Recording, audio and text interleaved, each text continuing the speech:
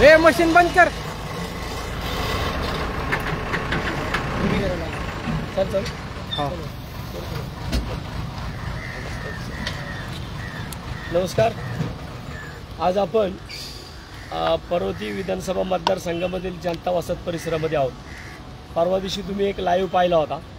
त्या लाईव्हमध्ये हे खालच्या बाजू पुढच्या बाजूला पु ल देशपांडे उद्यान आहे.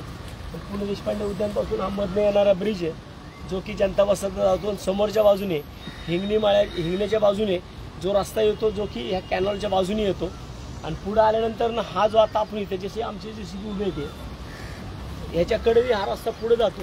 फार मोठ्या प्रमाणात लोकांना अडथळा निर्माण होतो आणि बऱ्याचदा लोक ह्या रस्त्यावरती रात्रीच्या लाईट नसल्यामुळं आमच्या महिला भगिनींना त्रास होतो. ह्या रस्त्यावरनं कोणी जाऊ शकत नाही. इथून फक्त छोटासा रस्ता आहे. महानगरपालिकेला या ठिकाणी पाटबंधारे विभागाने हे दिलेलं आहे. पाटबंधारे विभागाने महानगरपालिकेला की परमिशन दिलेली रस्ता करायला, परंतु स्थानिक लोकप्रतिनिधी आमदार असतील नगरसेवक असतील ह्या लोकांना वाटत नाही की या ठिकाणचा वाहतुकीचा प्रश्न मिटला पाहिजे. जनता वसतमध्ये इथून ज्या गाड्यावरती जातात आतमध्ये आणि आतमध्ये गेल्यानंतर ना या गाड्या सगळ्या जनता वसतच्या मुख्य रस्त्यावरती येतात. त्या 2 व्हीलर 4 व्हीलर आणि जनता वसतचा रस्ता सगळा जाम होतो. म्हणून आज कॅनलच्या कडेला असणारा हा रस्ता ज्याला पाटबंधारे विभागाने परमिशन दिलेली आहे, परंतु महानगरपालिका मला वाटते कदाचित या सत्ताधाऱ्यांना महानगरपालिकेमधल्या लोकांना काम करायची इच्छा नाही आहे. म्हणून आज आम्ही या ठिकाणी काम चालू करतोय. या जे रस्त्यामध्ये हा अडथळा आहे राडा रोडाचा की हा राडा रोडा बाहेर येऊन पडलेला आहे, ह्याचा कोण मालक नाही आहे. याच्यावरती महानगरपालिकेला एक आदेश पण देण्यात आलेला आहे. याच्यामध्ये असं म्हणलंय वरील भागामध्ये अतिक्रमण रोखणे तसेच स्वच्छता ठेवणे ही कामे पुणे महानगरपालिकेकडून करणे अभिप्रेत आहेत. महानगरपालिका इथला राडारोडा काढत नाही, स्वच्छता ठेवत नाही. त्यामुळे इथं जो राडारोडा पडला इथं जी आज स्वच्छता झाली ही काढण्याचं काम एक या पुणे शहरातला जागरूक लोकप्रतिनिधी म्हणून मी का चालू करतोय आणि ते आम्ही आमच्या स्वखर्चातनं करतोय. त्यामुळे महानगरपालिकेला कदाचित ह्याच्याकडे लक्ष नसेल, परंतु मला वाटते की पुणे शहराची वाहतूक सुरळीत करत असताना हे छोटे छोटे जे विषय आहेत ते पहिले आपण कामाला लावले पाहिजेत. सकाळपासून आमची मशीन इकडे उभ्या आहेत. मी आता जास्त वेळ न घेता मशीनचं काम चालू करतो. चला पुढं स्टॉप. आता शेवटची आहे पुढं मी सांगतो. शेवटची मशीन इकडे आली पाहिजे बरं का. शेवटची मशीन हो हे जवळ मशीन इकडे आली पाहिजे. हे आहे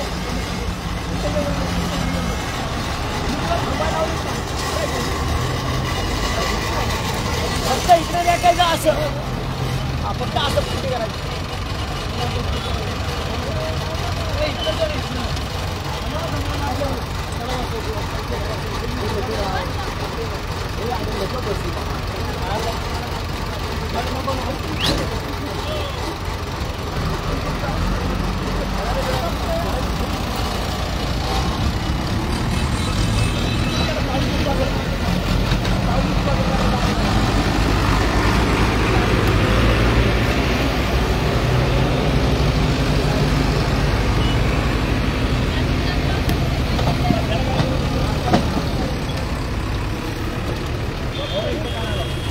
आज आपण पाहू शकतो की बऱ्याचदा अनेक मोठे मोठे नेते येतात आणि हे मोठे मोठे नेते JCB लावून गुलाल स्वतःच्या अंगावरती उधळून घेतात, फुलं स्वतःच्या अंगावरती उधळून घेतात.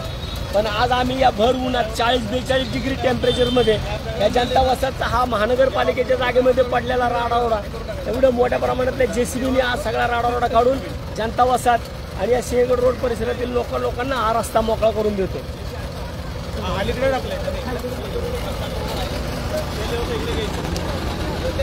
ते सगळं तिकडे रेट आहे ना असं तिकडे रेट आहे.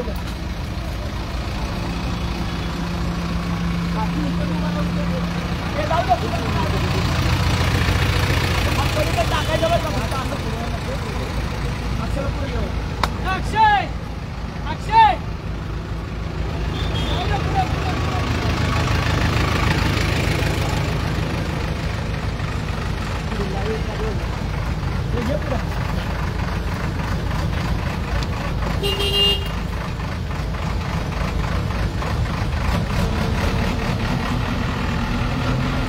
आता दाढीमध्ये टोपी आहे.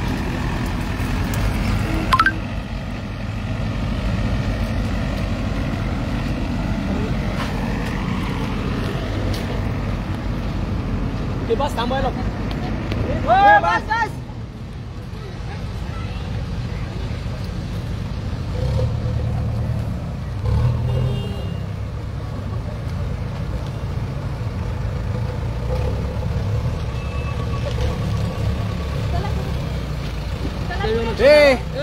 हे ढकलायचे तिकडं, हे ढकलायचं तिकडं तिकडं इकडं.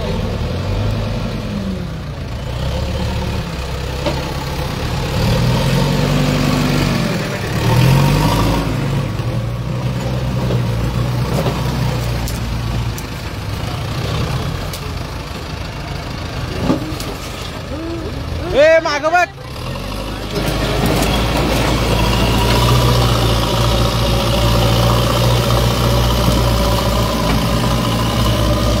ए दिने 2 मिनिटं इकडे मोबाईल दर.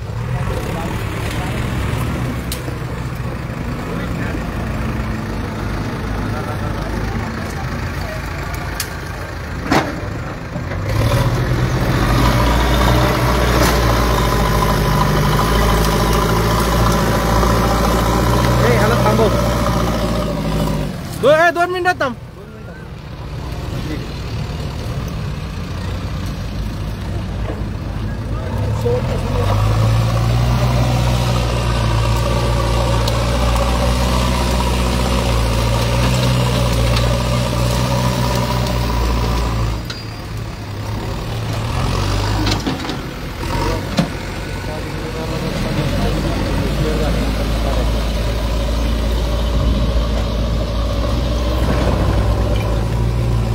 ए थांब.